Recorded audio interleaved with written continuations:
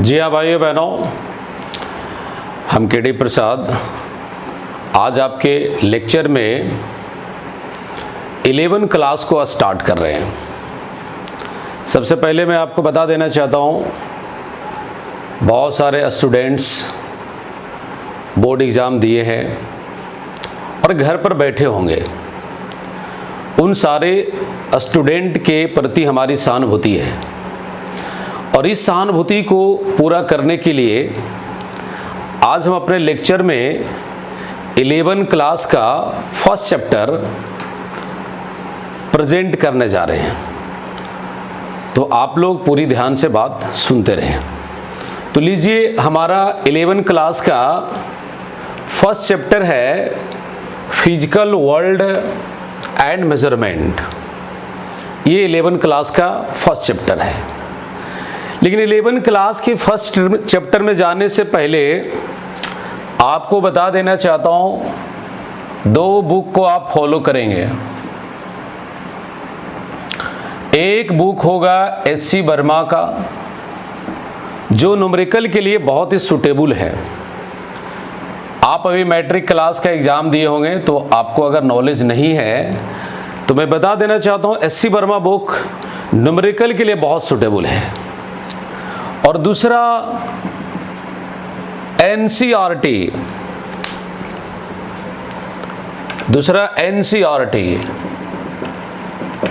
ये आपका text book है। तो ये 2 बुक को आप फॉलो करें और उसके साथ साथ जो आपके टीचर्स के द्वारा स्टडी मटेरियल प्रोवाइड किया जाता है, उसको आप स्टडी करेंगे। हम अपने स्टडी मटेरियल के बारे में लास्ट में बात करेंगे। तो बुक के तौर पर आपको ये 2 फॉलो करना चाहिए। एक SC. Verma, that is suitable for numerical, and NCERT, it is a text book. ये आपका टेक्स्ट बुक है और ये आपके सिलेबस को फॉलो करता है। ये 2 बुक अगर आप फॉलो करते हैं तो मैं समझता हूँ आपका स्कूलिंग कोर्स के साथ साथ कंपटीशन का प्रिपरेशन भी हो जाएगा, बशर्ते आपकी कंसेप्ट अच्छा होना चाहिए। तो लीजिए, अब हम आपको इस चैप्टर में लेके चलते हैं। इस चैप्टर में सबसे पहला इंट्रोडक्शन की ओर थोड़ा आगे बढ़ते हैं तो हमारा एक टॉपिक आता है साइंस।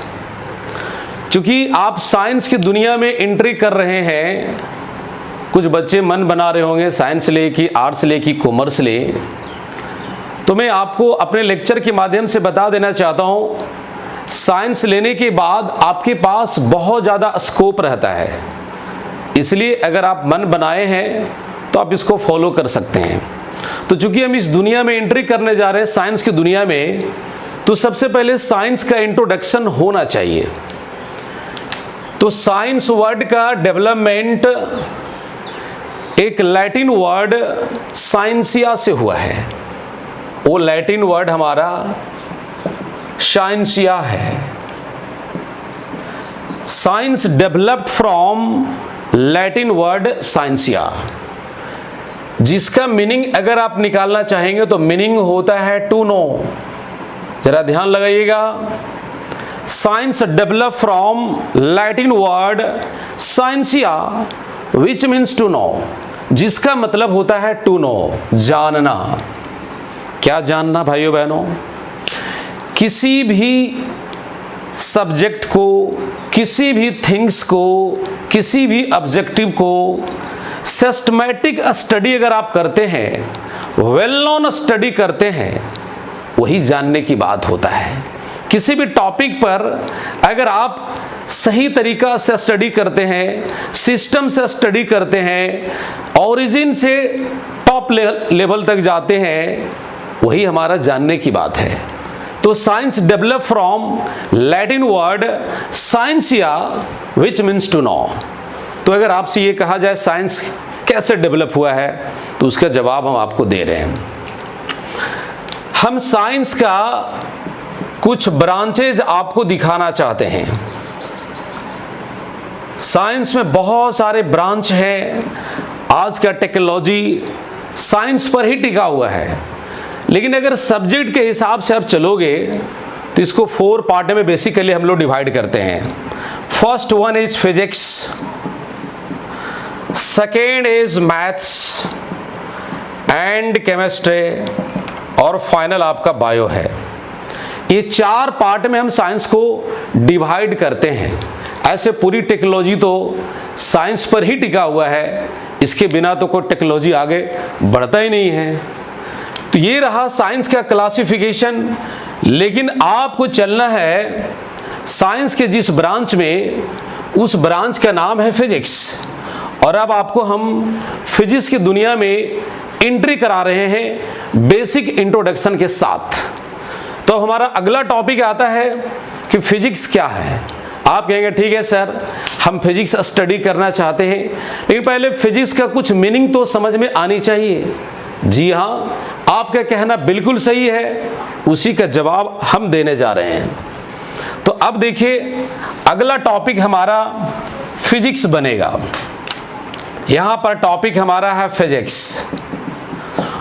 तो इतना तो आप समझ ही गए होंगे कि साइंस का यह एक पार्ट है, साइंस क्या यह एक कैंपस है, साइंस का एक कैटेगरी है जिसका डेवलपमेंट हुआ है ग्रीक वर्ड, और वो ग्रीक वर्ड है फ्यूसिस।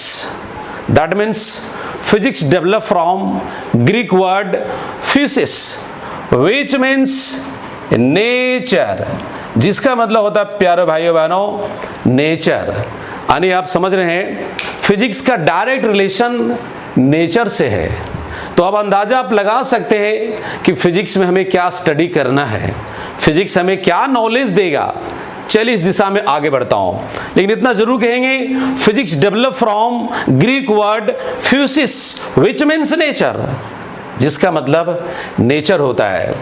आइए जरा हम फिजिक्स को और आगे बढ़ाता हूं। देखिए यहां पर साइंस को एक पौधे के रूप में हम बनाने का कोशिश कर रहे हैं। इधर देखिए, इसके बहुत सारे कैंपस है, बहुत सारे ब्रांचेस हैं। जैसे एक पौधा में कैसे ब्रांचेस होता है, उसी प्रकार के ब्रांच है, और इसी ब्रांच में से एक ब्रांच आपका फिजिक्स है, जिसमें हम एंट्री करने वाले हैं। तो what do you by physics? तो पहला पॉइंट आप समझ चुके हैं, physics develop from Greek word physis which means nature. प्यारे भाइयों बहनों, साइंस के इस ब्रांच में, साइंस के इस डाली में हम क्या स्टडी करेंगे? नेचर के बारे में पढ़ेंगे। नेचर में कुछ टर्म्स आते हैं, उस टर्म्स की स्टडी करेंगे। नेचर से रिलेटेड बहुत सारे लॉज आएंगे, उस लॉ का स्टडी करेंगे। और साथ ही साथ जो प्राकृतिक में आप घटनाएं देखते हैं, जो फिनोमिनन होता है, उन सारे फिनोमिनन का एक्सप्लेनेशन हम साइंस के जिस शाखा में करते हैं, दैट इज कॉल्ड फिजिक्स। तो फिजिक्स एक ब्रांच है साइंस का, लेकिन इस ब्रांच में हम स्टडी करते हैं किसके बारे में जी? तो आप कहेंगे नेचर के बारे में, नेचर से रिलेटेड टर्म के बारे में, नेचर से रिलेटेड लॉज के बारे में, फिनोमिनन के बारे में, टेक्नोलॉजी के बारे में। इन सारी चीजों का जहां पर हम स्टडी करते हैं, दैट इज कॉल्ड फिजिक्स। अब आप सोचते होंगे सर कुछ एग्जाम्पल दीजिए जरा नेचर से रिलेटेड कुछ फिनोमिनन। आइए एग्जाम्पल देता हूं। जब बारिश होती है, रेनफॉल जब होता है, तो हमारा पहला क्वेश्चन है वो बारिश के जो बूंदे हैं, वो जो ड्रॉप हैं, वो गोलाकार क्यों होता है? हमारा क्वेश्चन ये है। यह एक नेचुरल फिनोमिना है, ये किसी के डर से नहीं हो रहा है, किसी कहने से नहीं हो रहा है, यह एक नेचुरल फिनोमिना है। क्यों होता है? इस नेचुरल फिनोमिना का रीजन अगर हम जानेंगे तो हमें जाना पड़ेगा साइंस के जिस शाखा में, वो शाखा हमारा क्या है? फिजिक्स है। तो क्यों रेन ड्रॉप स्फेरिकल होता है? It is a natural phenomena and this phenomena is explain in the branch of science that is a name as physics. Science के जिस ब्रांच में इसकी एक्सप्लेनेशन होता है, उसे हम लोग फिजिक्स कहते हैं। एक सिंपल एग्जाम्पल था, और एग्जाम्पल हम देना चाहते हैं, बहुत सारे मिलेंगे, लेकिन हम इंट्रोडक्शन आपको करा रहा हूं। इस पेन को देखिए, सही भाइयों बहनों ध्यान से देखेंगे, ऊपर फेंक रहे हैं, ये नीचे आ रहा है, देखिए नीचे गिर भी गया, इसको उठाता हूं। हम कहना चाहते हैं ये ऊपर क्यों नहीं गया, पूरा आसमान खाली है। हम पत्थर को ऊपर फेंकते हैं, क्यों नहीं जाता है, आसमान खाली है, नीचे क्यों आता है। आम के पेड़ से फल टूटने के बाद नीचे क्यों आता है। एप्पल के बारे में मैं यही कहना चाहता हूं, न्यूटन ने जो अपने लॉ डेवलप किया है ग्रेविटेशन का, वो इसी बात से स्टार्ट किया था कि वो सेब का फल, सेब नीचे क्यों आया, यह एक नेचुरल फिनोमेना है भाइयों बहनों, और इसकी एक्सप्लेनेशन जहां पर होगा that branch is called physics. तो आप लोग सोचेंगे तो हम लोग सब कुछ जानते हैं, ऐसा होता है ग्रेविटेशनल फोर्स के कारण, ऐसा होता है ग्रेविटी फोर्स के कारण, लेकिन हाँ यह एक नेचुरल फिनोमेना है और इसकी एक्सप्लेनेशन हम जहां करते हैं दैट इज कॉल्ड फिजिक्स।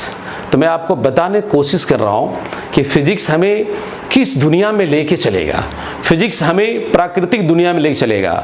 मैं आपको बात बता देना चाहता हूं भाइयों बहनों, साइंस के 4 ब्रांच जरूर देखे हैं, लेकिन अगर फिजिक्स को वहां से निकाल दिया जाए तो साइंस उसी प्रकार का हो जाएगा जैसे एक आदमी के आत्मा निकल जाता है तो शरीर आत्मा विहीन हो जाता है, ठीक उसी प्रकार अगर फिजिक्स को निकाल दिया जाए तो साइंस आत्मा विहीन हो जाएगा। आज के टेक्नोलॉजी में जो भी इन्वेंशन हो रहा है, जो भी डिस्कवरी हो रहा है, वो फिजिशियन का बहुत बड़ा योगदान है, फिजिशियन का बहुत बड़ा रोल है। दैट मीन्स मैं ये कहना चाहता हूँ फिजिक्स का वाइड एप्लीकेशन है जो आप आगे देखते रहेंगे। ये तो जस्ट स्टार्ट है। तो लास्ट एंड फाइनल अगर एक डिफिनेशन इसको लिखना होगा तो क्या लिखेंगे, that branch of science in which we study about nature, natural terms, natural laws and phenomenon is called physics and it develop from Greek word physics which means nature. ये जन्म लिया है ग्रीक वर्ड फिजिक्स से जिसका मतलब प्रकृति होता है, नेचर होता है। यानी हम इस साइंस के ब्रांच में प्रकृति का स्टडी करेंगे, प्राकृतिक वस्तुओं का स्टडी करेंगे, पूरा डिटेल स्टडी करेंगे। तो ये आगे आप देखते रहेंगे। तो ये रहा था आपका टॉपिक फिजिक्स। अब जरा मैं आपको बता देना चाहता हूं फिजिक्स एंड मैथ का रिलेशन क्या है। फिजिक्स एंड मैथ, ऐसे तो साइंस का सारे ब्रांच एक दूसरे से रिलेटेड हैं, सभी एक दूसरे से जुड़ा हुआ है, लेकिन फिजिक्स का मैथ से स्पेशल रिलेशन मैं क्यों बता रहा हूं ये जरा आप समझने का कोशिश करेंगे। फिजिक्स में अगर आगे बढ़ना है, देखिए अगर आप नीट के प्रिपरेशन के बारे में सोच रहे हैं तो पर भी आपको फिजिक्स पढ़ना है, आईआईटी के प्रिपरेशन बारे में सोच रहे हैं तो पर भी आपको फिजिक्स पढ़ना है। लेकिन यहाँ पर बात यह है कि नीट वाले बच्चे मैथ लेके नहीं चलते हैं, आईआईटी वाले बच्चे मैथ लेके चलते हैं। तो ऐसे स्थिति में मैं ये पॉइंट जरूर बताना चाहूंगा कि फिजिक्स के साथ मैथ का रिलेशन कितना गहरा है। आप ये सुने भी होंगे, 10 क्लास में देखे भी होंगे थोड़ा बहुत, यहाँ तो बहुत ज्यादा हम दिखाएंगे कि फिजिक्स का 2 पार्ट है। एक पार्ट को अगर आप थ्योरी कहें तो दूसरे पार्ट न्यूमेरिकल है। तो भाइयों बहनों, numerical is a kind of math, इसलिए न्यूमेरिकल बनाने में मैथमेटिकल फॉर्मूला अप्लाई होता है, मैथमेटिकल ऑपरेशन अप्लाई होता है। इसलिए फिजिक्स की गाड़ी आगे तभी बढ़ पाएगा जब आपका मैथमेटिक्स स्ट्रांग होगा। चाहे नीट की तैयारी क्यों नहीं कर रहे हो, चाहे आप आईआईटी की तैयारी क्यों नहीं कर रहे हो, मैथ की आपका फॉर्मूला बेस्ट कंसेप्ट स्ट्रांग होना चाहिए, तभी आप फिजिक्स को आगे बढ़ा सकते हैं। इसलिए physics and math both are fast friend. बिना मैथ का फिजिक्स आगे नहीं बढ़ सकता है और बिना फिजिक्स का मैथ भी आगे नहीं बढ़ सकता है। कैसे? अगर मान लेते हैं आप साइकिल की बात करते हैं, ये साइकिल तो नहीं है, समझ लीजिए यहाँ सीट भी बना दी है, एक चक्का इसका पंचर हो गया, खराब हो गया, क्या एक चक्का से आगे बढ़ सकते हैं? बिल्कुल नहीं। ठीक उसी प्रकार से अगर फिजिक्स की दुनिया में आगे बढ़ना चाहते हो तो मैथ को भी आप स्ट्रॉन्ग करेंगे। इसीलिए फिजिक्स में एक चैप्टर भी डाला गया है मैथमेटिकल टूल्स, जिसका स्टडी हम आपको करवाएंगे, जिसका गाइडलाइन हम देंगे। तो मैं ये कहना चाह रहा था फिजिक्स में मैथ का उपयोग है, इसलिए फिजिक्स पढ़ने वाले भाइयों बहनों स्टूडेंट्स ये ध्यान रखेंगे मैथमेटिक्स आपका स्ट्रांग रहना चाहिए। Physics and maths are not friend, physics and maths are fast friend. आप कहेंगे ये क्या है सर, फ्रेंड नहीं है लेकिन फास्ट फ्रेंड है। मैं आप लोगों से पूछना चाहता हूं, फास्ट फ्रेंड किसे कहते हैं?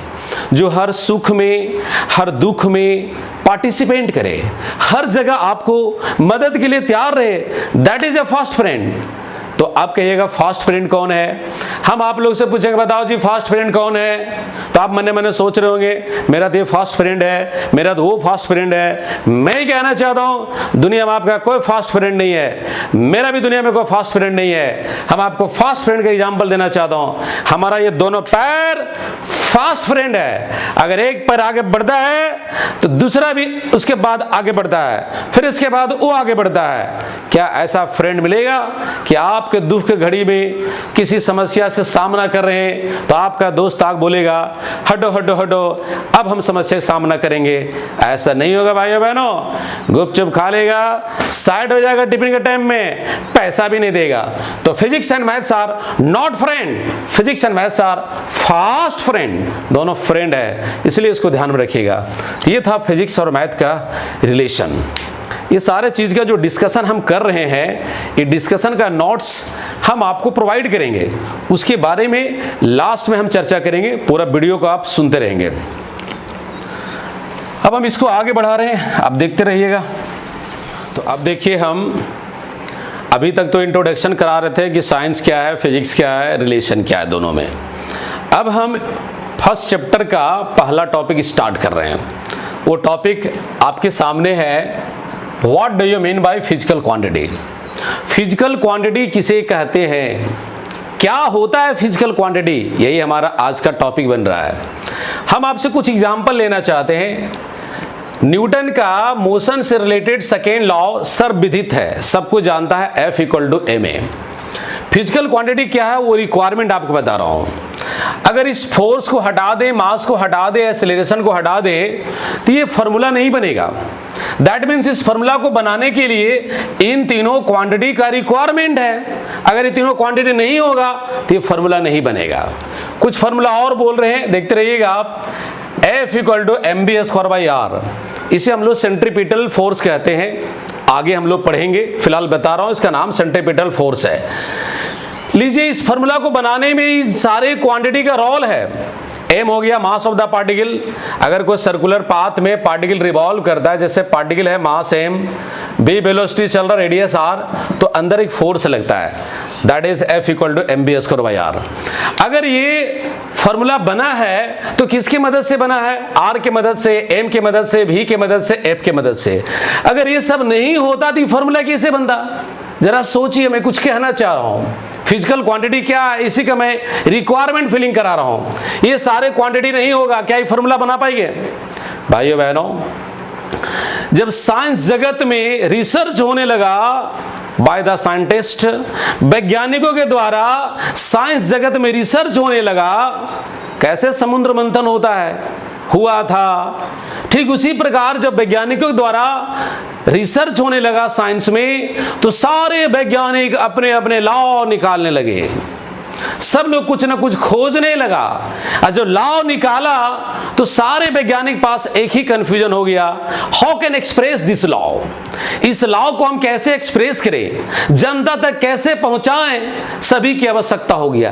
कैसे, जरा एग्जांपल देता हूं। मान लो यहां पर एक बड़ा सा तालाब है और इसमें बहुत लोग मछली मारने के लिए घुस गया। जरा समझिएगा, सिंपल एग्जांपल है। मछुआरे लोग अंदर आए और मछली पकड़ पकड़ के बाहर फेंकने लगे, पकड़ पकड़ के बाहर फेंकने लगे, पकड़ पकड़ के बाहर फेंकने लगे। लेकिन उसके पास रखने की कोई वेसल नहीं है, रखने का कोई व्यवस्था नहीं है। वो मछली लुढ़क लुढ़क के अंदर आने लगा। बोला, अरे भाइयों, पकड़ने से क्या फायदा, ये सारा मछली तो यूं ही रिटर्न आ रहा है। सब सोचा पकड़ने से ज्यादा इंपॉर्टेंट है रखने की व्यवस्था।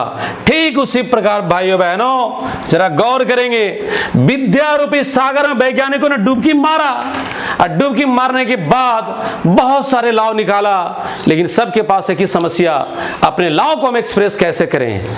और इस एक्सप्रेस को पूरा करने के लिए, इस रिक्वायरमेंट पूरा करने के लिए वैज्ञानिकों ने रास्ता ढूंढा, जिस रास्ता का नाम रखा है physical quantity. What do you by physical quantity? Those quantities in term of which any physical formula can be expressed. हम जिस क्वांटिटीज की मदद से, ध्यान से सुनेंगे, जिस क्वांटिटी की मदद से हम फिजिक्स के फॉर्मूला को आगे बढ़ा सकते हैं, एक्सप्रेस कर सकते हैं, लिख सकते हैं सिंपल भाषा में, उस क्वांटिटी का नाम रखा जाता है फिजिकल क्वांटिटी। तो those quantities in term of which any physical formula can be expressed are called physical quantity। तो भाइयों बहनों समझ रहे होंगे फिजिकल क्वांटिटी। एग्जाम्पल लीजिएगा, हजारों करोड़ों एग्जाम्पल है इसी दुनिया में तो एंट्री करने वाले हैं। कुछ एग्जाम्पल आपको दे रहे हैं, यहाँ पे लेंथ है, मास है, टाइम है, वर्क है, एनर्जी है, बहुत सारे एग्जाम्पल आपको मिलेंगे, एटसेट्रा, यहाँ पर एटसेट्रा मार दिए हैं, बहुत सारे एग्जाम्पल है। ये सब ऐसे क्वांटिटीज हैं जिसके रूप में हम फिजिक्स के फार्मूला को लिखेंगे, फिजिक्स के फार्मूला को एक्सप्रेस करेंगे, फिजिक्स के न्यूमेरिकल को सॉल्व करेंगे। ये सारे क्वांटिटी का नाम है फिजिकल क्वांटिटी। लेकिन फर्दर जब स्टडी आगे बढ़ा तो वैज्ञानिकों ने फिजिकल क्वांटिटी को दो पार्ट में डिवाइड कर दिया। ये बड़ा इंपॉर्टेंट पार्ट है, ध्यान लगाइएगा, यहां से कंसेप्ट आपका शुरू हो चुका है। एक है फंडामेंटल क्वांटिटी और दूसरा है, ध्यान दीजिएगा, डेराइव्ड क्वांटिटी। डेराइव्ड क्वांटिटी, इसको आप दूसरा नाम दे सकते हैं बेसिक क्वांटिटी, इसको आप दूसरा नाम दे सकते हैं सेकेंडरी क्वांटिटी। यहां शॉर्ट में लिख रहे हैं, आप समझ जाइए। तो फंडामेंटल क्वांटिटी क्या है, बेसिक क्वांटिटी क्या है, और सेकेंड पार्ट है डेराइव्ड क्वांटिटी क्या है। तो अब हम लोग चलेंगे what do you mean by fundamental quantity. देखिए, अगर कंसेप्ट आपका तगड़ा रहेगा तो फिजिक्स की न्यूमेरिकल आपके चरणों में आ जाएगा। इसलिए पहले कंसेप्ट जानिए, फिर न्यूमेरिकल यूं ही बनेगा। अभी तो स्टार्ट है, आप देखते रहिएगा। सबसे पहले हम जानना चाहते हैं फंडामेंटल क्वांटिटी क्या है। भाइयों बहनों, कुछ ऐसे क्वांटिटीज हैं फिजिक्स के दुनिया में जो किसी और क्वांटिटीज पर डिपेंड नहीं करता है, किसी और का सहारा नहीं लेता है, और वैसे क्वांटिटी का नाम रखा जाता है fundamental quantities, basic quantities, primary quantities, those quantities which does not depend upon other quantity, जो किसी पर डिपेंड नहीं करता हो, उसका नाम है फंडामेंटल क्वांटिटीज। और ये पूरी दुनिया में 6 है। ये वैज्ञानिकों द्वारा जो क्लासिफिकेशन किया गया है वो 6 क्वांटिटीज को फंडामेंटल क्वांटिटीज माना गया है। कौन कौन, नाम बता रहा हूं। पहला लेंथ, सेकेंड है मास, थर्ड इज टाइम, फिर टेम्परेचर, शॉर्ट में टेम्परेचर ऐसे लिख सकते हैं, इलेक्ट्रिक करेंट, इलेक्ट्रिक करेंट, 6 में आ जाइए, ल्यूमिनस इंटेंसिटी, ये आपका 6 था। 7 में आ जाइए, 7 फंडामेंटल क्वांटिटीज होता है। Amount of substance, amount of substance, आप कहेंगे कैसे माइंड में रहेगा, 7 को फंडामेंटल क्वांटिटीज हैं, 7 फंडामेंटल क्वांटिटीज हैं। भाइयों बहनों, 1 वीक में 7 डेज होता है और ये 7 बेसिक फंडामेंटल क्वांटिटीज है। कौन कौन, मैं रिपीट कर देता हूं, length, mass, time, temperature, electric current, luminous intensity, amount of substance. ये 7 क्वांटिटीज का नाम रखा गया है फंडामेंटल क्वांटिटीज। ये 7 का नाम रखा गया है बेसिक क्वांटिटीज, प्राइमरी क्वांटिटीज, 3 नाम से जानते हैं, और ये किसी और पर डिपेंड नहीं करता है, इसलिए इसका नाम है आपका फंडामेंटल क्वांटिटीज। तो इस पर हम लोग बारी बारी इस पर चर्चा भी करेंगे, लेकिन फंडामेंटल क्वांटिटीज कौन कौन है ये आपके नॉलेज में होना चाहिए। अब जरा चलिए डेराइव्ड क्वांटिटीज। देखिए, कुछ अंदाजा आप लगा लिए होंगे, अगर आप पूरी कंसंट्रेशन से सुन रहे हैं तो मुझे भरोसा आप अंदाजा लगा लिए होंगे। मैंने यहां बोला कि वैसे फिजिकल क्वांटिटी जो किसी पर डिपेंड ना करे उसे फंडामेंटल कहेंगे। तो आप साइंस लिए हैं, साइंस के बारे में सोचते हैं, तो जरूर आप माइंड लगा लिए होंगे कि वैसा फिजिकल क्वांटिटीज जो फंडामेंटल क्वांटिटीज पर डिपेंड करता हो, या यो कह लो जो फंडामेंटल क्वांटिटी से बनता हो। कैसे, देखिए एक एग्जांपल ले रहा हूं, वेलोसिटी इक्वल टू सब जानते हैं डिस्प्लेसमेंट बाय टाइम, ये हमारा क्वेश्चन है, फॉर्मूला है। वेलोसिटी को वेलोसिटी रहने दो, displacement is a kind of length. Displacement एक तरह का लेंथ होता है। जैसे यहां पर एक पॉइंट लेता हूं, यहां एक पॉइंट लेता हूं, सपोज करो यहां पे एक पॉइंट है, अगर ऐसे जाओगे तो ये हमारा डिस्टेंस है, और अगर ऐसे मिला दोगे तो डिस्प्लेसमेंट है, इसको लेंथ भी कहते हैं। अब मैं कहना चाहता हूं वेलोसिटी क्यों है ड्राइव्ड क्वांटिटी, ध्यान दे रहे हैं ना जी, देते रहिएगा। वेलोसिटी डिपेंड कर रहा है लेंथ पर, वेलोसिटी डिपेंड कर रहा है टाइम पर। लेंथ क्या है, टाइम क्या है, फंडामेंटल क्वांटिटीज है, और ये दोनों को मिलने से क्या बना है, वेलोसिटी। इसलिए वेलोसिटी नाम होगा ड्राइव्ड क्वांटिटी। तो derived quantities those quantities which depends upon fundamental quantities are called derived quantities। जो फंडामेंटल क्वांटिटीज पर डिपेंड करता है उसका नाम रखा जाता है derived quantities। और ये लिमिटेड नहीं है, अनलिमिटेड। और देखिए एग्जांपल, और एग्जांपल देखिए, जैसे एक्सेलरेशन, इसकी फॉर्मूला है वेलोसिटी बाय टाइम। ध्यान लगाइएगा आप यहां पर, यहां देखिए वेलोसिटी डिपेंड कर रहा है लेंथ पर और टाइम पर, एक्सेलरेशन डिपेंड कर रहा है वेलोसिटी पर और टाइम पर, तो निश्चित रूप से एक्सेलरेशन इनडायरेक्टली डिपेंड कर रहा है लेंथ पर भी, यानी डिपेंड कर रहा है फंडामेंटल क्वांटिटी पर भी। सिंपल सा बात है, एक्सेलरेशन का नाम होगा ड्राइव्ड क्वांटिटीज। तो प्यारे भाइयों बहनों, ये 7 क्वांटिटीज को छोड़ करके पूरी दुनिया में जितने भी क्वांटिटीज हैं सभी का नाम हम रखते हैं ड्राइव्ड क्वांटिटीज, सेकेंडरी क्वांटिटीज। ये फंडामेंटल से बनता है या फंडामेंटल पर डिपेंड करता है। एग्जांपल जरा सुनिएगा, इसके अलावा मैं बोल रहा हूं velocity, speed, acceleration, force, work, energy, power, momentum, torque etcetera, बहुत सारे हैं। इस सारे के सारे हमारा कहलाता है ड्राइव्ड क्वांटिटीज। तो मैं समझता हूँ फिजिकल क्वांटिटी आप समझ रहे होंगे, इसके 2 पार्ट हैं, एक फंडामेंटल क्वांटिटीज और दूसरा ड्राइव्ड क्वांटिटीज। फंडामेंटल किसे कहते हैं, जो किसी पर डिपेंड ना करता हो। ड्राइव्ड किसे कहते हैं, जो फंडामेंटल पर डिपेंड करता हो। फंडामेंटल क्वांटिटी और ड्राइव्ड क्वांटिटी दोनों मिलके बनता है फिजिकल क्वांटिटी। तो ये हमारा टॉपिक था फिजिकल क्वांटिटी। देखिए नेक्स्ट टॉपिक हम लोग का है आज, अब इस चैप्टर में यूनिट। अभी फाउंडेशन बना रहे हैं चैप्टर का, तो इसमें अगला टॉपिक आपका यूनिट है। यूनिट क्या होता है, इस पॉइंट का हम चर्चा करेंगे। चलिए थोड़ा बोलचाल की भाषा में इस बात को आगे बढ़ाते हैं। जैसे यूनिट की क्या रिक्वायरमेंट है, मैं अपनी बातों द्वारा समझाने की कोशिश कर रहा हूँ। आप सब्जी के दुकान पे चले गए और आप कहते हैं कि हमें आलू दे दो जी। आपसे दुकानदार कहता है कितना लेना है, आप बोलते 1 kg, half kg, 2 kg as a requirement. आपने kg वर्ड का यूज किया है, जरा सोचिएगा। नेक्स्ट एग्जांपल हम कहते हैं भाई कितना टाइम हुआ, कितना देरी पढ़ोगे, या सोचते होंगे सर कितना देरी पढ़ाएंगे, तो हम बोलेंगे ना भाई 2 आवर्स पढ़ाएंगे, 1 आवर्स पढ़ाएंगे। हर बैच का टाइमिंग अलग अलग होता है, तो आवर्स बोल रहे हैं, ये भी हमारा टाइम का एक यूनिट बता रहा है। आज के ज़माना में रेडीमेड कपड़ा लोग पहनते हैं, पुराने ज़माना में लोग कपड़े दुकान पे जाके कटवा के सिलाया जाता था। तो दुकानदार से पूछता था भाई हमें कपड़ा लेना है, तो दुकानदार पूछता है कितना लेना भाई, बोला जी 1 शर्ट का लेना है, बता दो कितना मीटर होगा। आपने मीटर का यूज किया, ये हमारा यूनिट है। यूनिट क्या है यही मैं बताने की कोशिश कर रहा हूं भाइयों बहनों। यूनिट इज ए सिंबल, यह एक सिंबल है, ये जरा ध्यान रखिएगा। सिंबल रिप्रेजेंटेशन, किसी क्वांटिटी का मेजरमेंट हम कैसे करें, ये वैज्ञानिकों की रिक्वायरमेंट हो गया था। जब फिजिकल लॉ बन गया, फिजिकल क्वांटिटी बन गया, तो वैज्ञानिकों ने सोचा हम कैसे मेजरमेंट करें, how can measure this quantities, ये मेजरमेंट कैसे हो सके। इस मेजरमेंट को फुलफिल करने के लिए वैज्ञानिकों ने एक स्टैंडर्ड टर्म को डेवलप किया, वो स्टैंडर्ड टर्म का नाम रखा गया यूनिट।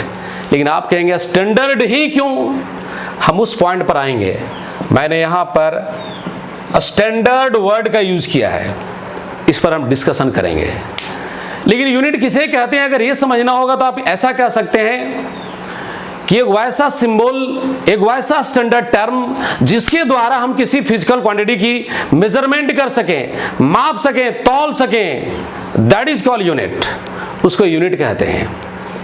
जैसे लेंथ को मीटर से मापते हैं, मास को केजी से मापते हैं, टाइम को सेकेंड से मापते हैं, इस तरह का यूनिट डेवलप होता है। लेकिन यहां पर कहिएगा स्टैंडर्ड क्यों, मैं आपको बताना चाहता हूं। जैसे लेंथ का यूनिट बेसिक आप पढ़े होंगे 10 क्लास में, मीटर होता है। अगर यहां पर हम ब्रेथ ले लें तो इसका भी यूनिट मीटर होगा। यहां पर अगर हम हाइट ले लें तो इसका भी यूनिट मीटर होगा। अगर यहां पर हम डेप्थ ले लें तो इसका भी यूनिट मीटर होगा। जरा गौर करें, इधर बहुत सारे फिजिकल क्वांटिटी हैं, इधर मात्र एक सिंबल है। वो सिंबल हमारा कौन है, मीटर। तो इन सारे क्वांटिटी का मात्र एक सिंबल और इन सारे क्वांटिटी तुलना में स्टैंडर्ड है। कैसे, वो जरा समझ लीजिए। यहां बहुत सारे बच्चों का ग्रुप है, यहां एक गरीब का बच्चा है, यहां एक टीचर है। मैं स्टैंडर्ड वर्ड समझाना चाहता हूं, बच्चों ध्यान लगाना। यहां पर एक टीचर है, इनसे क्वेश्चन पूछा, पूरा ग्रुप मिलके जवाब दिया। अब पूछा इस गरीब बच्चा से, फटल कपड़ा पहन ले है, पैर में चप्पल भी नहीं है, इमेजिन करो कैसा है। इनसे पूछा, बच्चा टन सबर जवाब दिया। टीचर भी सरप्राइज हो गया। चलो भाई काम को आगे बढ़ाते हैं। इधर पूछा है क्वेश्चन, सब आपस में डिस्कशन करके, गुफ्तगू करके जवाब दिया। बारिश का आया, जो ही पूछा टन सर जवाब दिया। फिर इससे पूछा, सब मिलके जवाब दिया। फिर इससे पूछा, अकेले जवाब दे रहा है। भाइयों बहनों, ये गरीब है, अत्यंत गरीब है, कपड़ा नहीं है शरीर में बढ़िया, पैर में चप्पल नहीं है, लेकिन अकेला बच्चा इन सब को बैलेंस कर रहा है। दैट मीन्स ये अकेला बच्चा इन सब से स्टैंडर्ड हो गया इन एजुकेशन। ठीक उसी प्रकार इधर बहुत सारे फिजिकल क्वांटिटी है, इधर मात्र एक टर्म है। ये अकेला टर्म के द्वारा सबकी मेजरमेंट हो रहा है। इसलिए भाइयों बहनों, ये सिंबल कहलाता स्टैंडर्ड। इन सबों की तुलना में स्टैंडर्ड हो गया। तो what is unit, that standard term by which any physical quantity is measured is called unit. हम किसी क्वांटिटीज का मेजरमेंट जिस सिंबल से करेंगे, जिस स्टैंडर्ड टर्म से करेंगे, उसी को हम लोग यूनिट के नाम से जानते हैं।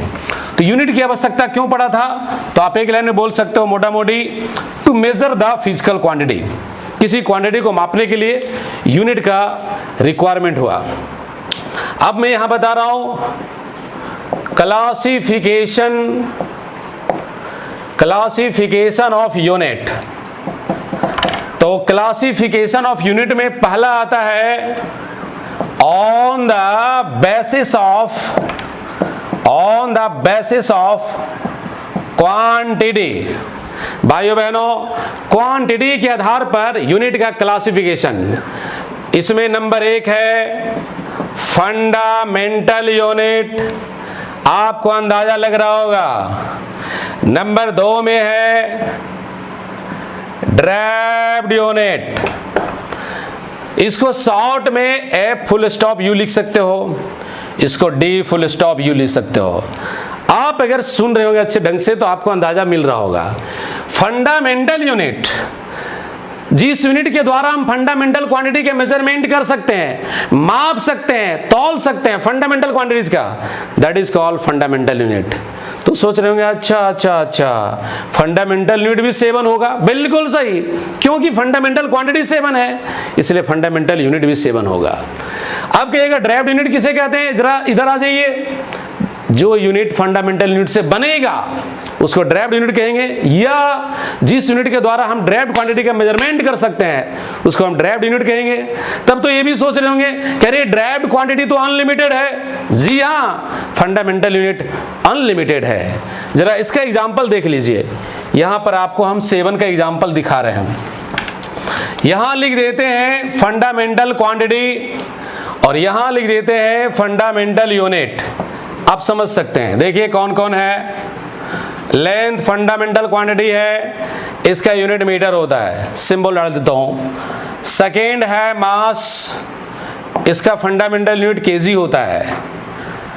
टाइम है, सेकेंड होता है। फिर यहां पे टेम्परेचर केल्विन होता है। Kelvin is the name of scientist, इसको यूनिट में यूज कर रहे हैं। इलेक्ट्रिक करंट इलेक्ट्रिक करेंट, इसका ampere, ampere is the also name of scientist. 6 में है ल्यूमिनस, ल्यूमिनस इंटेंसिटी, इसको जरा समझिए, इसका यूनिट है कैंडेला, यहां लिखता हूं कैंडेला, CD। क्यों पढ़ा कैंडेला, जरा इस पॉइंट पर टिप्पणी करना चाहता हूं। पहले के जमाने में, आदि काल की बात मैं कर रहा हूं, कैंडल जला जला के लोग, गौर से सुनेंगे, कैंडल जला जला के लोग लाइट डेवलप करता था। तो अगर मान लो 4 कैंडल जला तो आपका लाइट का इंटेंसिटी ये मिला भाई, 5 कैंडल जला तो लाइट का इंटेंसिटी ये मिला भाई, 10 कैंडल जला तो लाइट का इंटेंसिटी ये मिला भाई। तो इंटेंसिटी कैंडल से निकल रहा था, तो उसी बात को रिफरेंस लेकर के ल्यूमिनस इंटेंसिटी का यूनिट कैंडेला रख दिया गया। ये वैज्ञानिक का नाम नहीं है, ध्यान रखेंगे। 7 में है amount of substance, amount of substance, जिसका यूनिट होता है मोल, शॉर्ट में MOL, पूरा लिखेंगे MOL मोल। तो ये 7 हमारा फंडामेंटल यूनिट है, और इस 7 से अगर कुछ डेवलप कराते हैं तो सारे के सारा ड्राइव्ड यूनिट हो जाएगा। जरा ये ड्राइव्ड यूनिट पर बात करता हूं, जैसे वेलोसिटी, यही एग्जांपल लिए थे अभी, इसका आप लिखते हैं डिस्प्लेसमेंट बाय में टाइम, इसका यूनिट मीटर और इसका सेकेंड, हो गया मीटर पर सेकेंड। जरा सोचिए, क्या ये फंडामेंटल यूनिट है? आप कहेंगे नहीं, अकेले मीटर अगर होता तो फंडामेंटल यूनिट, अकेले सेकेंड होता तो फंडामेंटल यूनिट, लेकिन मीटर पर सेकेंड ये 7 में से किसी को रिप्रेजेंट नहीं कर रहा है। ये रिप्रेजेंट किसको कर रहा है? वेलोसिटी को, इसलिए हमारा हो गया ड्राइव्ड यूनिट। नेक्स्ट एग्जांपल, कहीं पर मीटर स्क्वायर है, मैं पूछना चाहता हूं कैसा यूनिट है, क्या फंडामेंटल है? आप कहेंगे सर ये मीटर स्क्वायर तो किसी रिप्रेजेंट कर ही नहीं रहा है, ये मीटर स्क्वायर रिप्रेजेंट कर रहा है। एरिया को, क्या एरिया ये 7 में है? बिल्कुल नहीं, एरिया ड्राइव्ड क्वांटिटी है, इसलिए मीटर स्क्वायर ड्राइव्ड यूनिट। तो भाइयों बहनों, इसमें कुछ भी छेड़छाड़ करोगे ये किसी ना किसी क्वांटिटी को रिप्रेजेंट कर देगा और वो सब बन जाएगा ड्राइव्ड यूनिट। देखिए हल्का छेड़ते हैं सेकंड में, एस पर पावर डाल दिए -1, it represent the frequency, so it becomes a derived unit, ये बन जाता है ड्राइव्ड यूनिट। तो ड्राइव्ड यूनिट लिमिटेड नहीं है, अनलिमिटेड है। तो इस प्रकार से अगर हम लिखेंगे metre cube, metre per second, metre square per second square, kg metre per second square, जितना कुछ लिखिए, all are examples of derived unit. तो प्यारे भाइयों बहनों, मैं आपके सामने अब आज के क्लास को एंड करने जा रहे हैं, लेकिन उससे पहले 2 शब्द हम कहना चाहते हैं। ये 11 क्लास का था, इसको हम इंट्रोडक्शन क्लास के रूप में जानते हैं। इसमें जो टर्म का चर्चा किया गया आपने देखा है, लेकिन ये सारा नोट्स अगर आपको चाहिए, इसकी स्टडी मटेरियल चाहिए, तो हमारा मोबाइल नंबर इसमें दिया हुआ है, उस मोबाइल नंबर पर आप कंसल्ट करें। उस मोबाइल नंबर पर कंसल्ट करने के बाद हम आपको रास्ता बताएंगे कि कैसे आपको स्टडी मटेरियल मिल सकता है। लेकिन ये हम जो वीडियो लेक्चर आपको दिए हैं, इसको आप स्टडी करें, और अगर आपको इसका मटेरियल चाहिए तो हमें इससे कंसल्ट कीजिए। फिर हम आपको अपना बैच का टाइमिंग बताएंगे, और उस बैच टाइमिंग में लाइव क्लास को भी आगे बढ़ाया जाएगा। तो ये था आपका आज का क्लास, हम आपसे लेते हैं विदा, ये उम्मीद के साथ कि आप इसको ज़रूर घर में स्टडी करते रहेंगे। और जहाँ तक बुक की बात रहा, आप 2 बुक फॉलो करें, एक SC वर्मा का बुक जिसका नाम कंसेप्ट ऑफ फिजिक्स है, दूसरा NCERT, और अगर हो सके तो आप अरिहंत भी पढ़ सकें। बाकी हमारा जो स्टडी मटेरियल रहेगा वो बिल्कुल कोटा के कोचिंग संस्थान के द्वारा रिसर्च किया हुआ स्टडी मटेरियल है, जिसमें हमारा अपना आइडिया भी इन्वॉल्व है, वो आपको हम देंगे। तो उसके लिए आपको मोबाइल नंबर दिया हुआ है, उस पर आप संपर्क करें। Thank you so much.